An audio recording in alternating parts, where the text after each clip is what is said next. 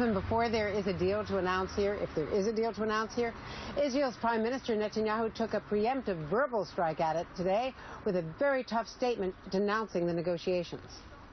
Yesterday, an Iranian general brazenly declared, and I quote, "Israel's destruction is non-negotiable." But evidently, giving Iran's murderous regime a clear path to the bomb is negotiable. This is unconscionable. And Prime Minister Netanyahu has a lot of company. Speaker Boehner, for one, is in Jerusalem today, just 1 month after Boehner hosted Netanyahu for that controversial speech to Congress. California Congressman Adam Schiff is the top Democrat on the House Intelligence Committee and joins me now. Congressman, thanks very much for being with us. Great to be with you. First, do you have any reaction to what Netanyahu had to say today? I really don't. The Prime Minister has been very outspoken about the agreement, which he has every right to be. It is obviously a deep concern of Israelis whether Iran is able to progress in their nuclear program. So I would fully expect the Prime Minister to continue to speak out, as indeed is his right and obligation. One of your colleagues, Congressman Steve Israel from New York, who is a member of the leadership, as you know, he spoke today and he said that this is not a baseball game, that these talks can't just drag on forever, that you can't keep going into extra innings. This is a really serious issue. Is team here, is John Kerry in the administration making a mistake by going on and on into another day, potentially another day tomorrow? If there isn't a deal, a good deal to be had here, should they just call it a day and go home? Well, if it's clear that there can't be a good deal, then yes, they should call it a day and go home. But I don't think that we need to press on any particular date. The real date that makes all the difference is at the end of June. But if we put too much pressure on ourselves to get a deal within 12 hours or 24 hours, that works in Iran's favor. I think in many ways the pressure that Congress is putting on the administration to get something done now ahead of the deadline because we may enact additional sanctions in the interim plays into Iran's hands. So frankly, I would favor giving the negotiators the time to see if they get a good deal. We will know soon enough whether they can, and if they can't, we will pass new sanctions in a heartbeat. So I'm less concerned about these additional days than whether we can get a good deal or not.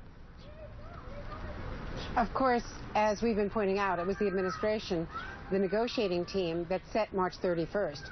This was no magic number. It was an American proposal to set that date because of congressional pressure, as you just pointed out.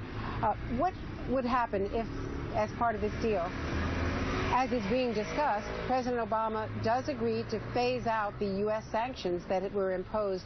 The toughest ones were imposed under this administration by Tim Geithner when he was Treasury Secretary. And those are the banking sanctions that really bite.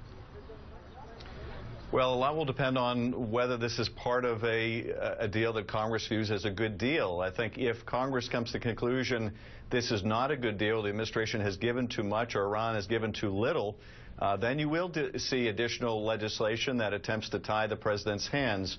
There are some things that the president can do through his executive power, but I think ultimately lifting all the sanctions would require congressional approval, and I think the president has acknowledged as much. So it's going to be very important to show that this is a deal that carries on well into the future. 10 years to me seems like an awfully short period of time. It's going to be important that inspectors have unfettered access to Iran, both to the known sites and potentially new sites that crop up where we're not sure what kind of work is going on. And it's going to be important, I think, that these sanctions can snap back into place very quickly. These are some, I think, of the key remaining issues left to be ironed out. But I think if they're not, then the president will have a hard time holding Congress back from additional action. Congressman, as a member of the Intelligence Committee, you know very well that there are going to be classified briefings even that go beyond your committee, that John Kerry is going to make potentially a very boilerplate press statement here, and that the real details of this will be briefed to you in a classified form.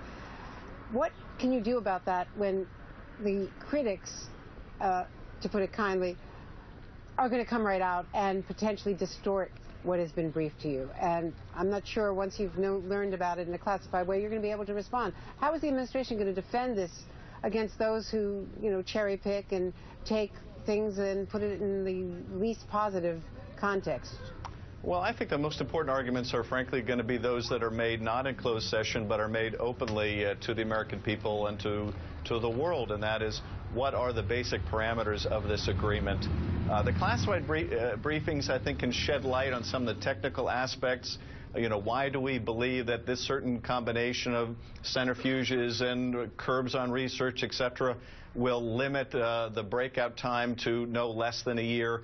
So those kind of technical conversations, what we really know, those can be behind closed doors. But the basic parameters of this deal, I think, have to be made public. They have to be fairly specific if the administration is going to get us to June 30th, and that's the challenge that they face.